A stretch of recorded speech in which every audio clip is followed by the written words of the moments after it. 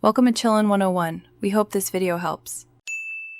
In this video, I will explain how to use a PS4 controller on your MacBook Air. First, ensure your PlayStation 4 controller is fully charged, giving you ample playtime without interruption.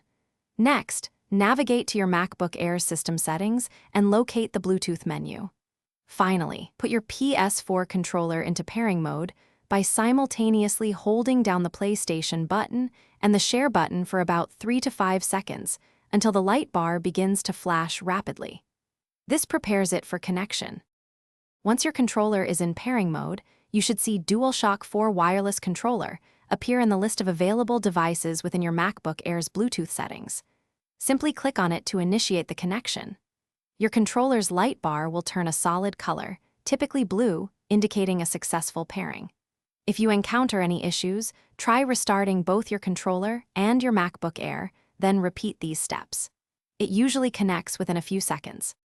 Now that your controller is connected, you can start enjoying your favorite games.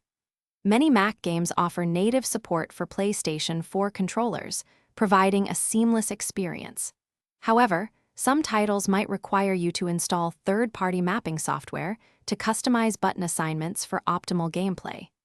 This allows you to tailor the controls precisely to your preferences, giving you a significant advantage and a much more immersive gaming session. Check your game's settings for controller options.